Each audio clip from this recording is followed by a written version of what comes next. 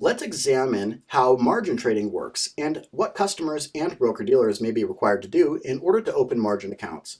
What is margin? It is buying or selling short securities on credit, so you're using leverage. And this leverage increases your gains, but it also increases your risks and losses. When a customer wants to open up a margin account, the customer must sign a margin agreement, which is also referred to as a hypothecation agreement. In this agreement, the customer pledges the securities as collateral for the loan. The firm therefore holds the securities in street name, that is the name of the brokerage firm, to make it easier for it to buy or sell those securities on your behalf. The customer also signs a loan consent agreement, and this gives the broker-dealer the right to lend out the customer's securities during the time they are in the margin account. The customer must receive a credit disclosure document. This tells the customer how the loan and the interest on the loan are calculated, and the customer receives a margin risk disclosure document. This explains to the customer that trading on margin is hazardous, potentially hazardous. It amplifies the gains, but also amplifies the losses when trading on leverage. And when the market moves against the customer, it can be hazardous to the trading financial condition.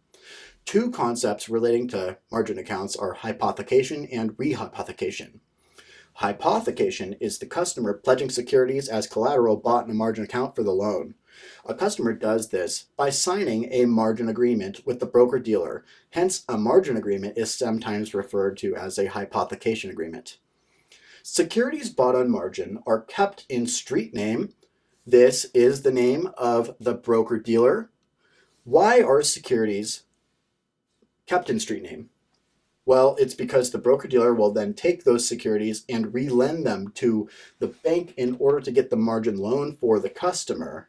The process of the broker-dealer re-pledging a customer's securities to a bank is known as re-hypothecation. Because of past historic abuses, broker-dealers are prohibited from using 100% of a customer's securities as a part of re-hypothecation. Regulations set a clear limit. A broker-dealer can re-hypothecate a maximum of a customer's securities equal to 140% of the customer's debit balance in the margin account.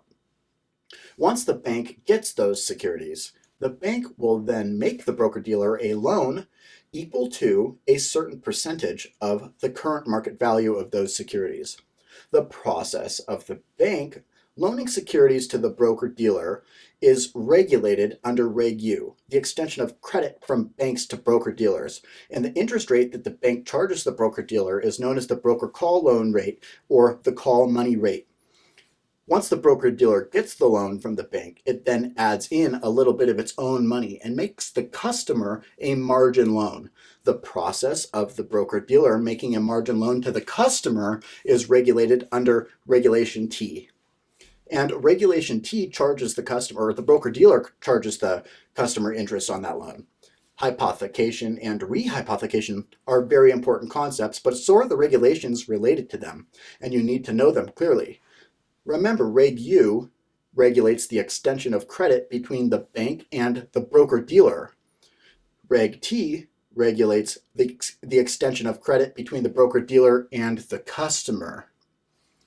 There are two types of margin that you need to understand for the exam. The first is initial margin. Initial margin is set by the Federal Reserve Board under Regulation T, and it's currently set at 50%. The second margin that you need to understand is maintenance margin. Maintenance margin is set by FINRA, and maintenance margin is the lowest percent to which your equity in the account can fall without getting a margin call. The percentage of maintenance margin depends on whether it's an account on which you're buying securities or selling securities. If you're buying securities, it's known as a long margin account, and the maintenance margin is set at 25% of the market value of those securities. If you are selling short securities in a margin account, then the maintenance margin is set at 30% of the market value of the securities in the account. Remember, when you establish a securities position, you have to deposit the Regulation T margin requirement.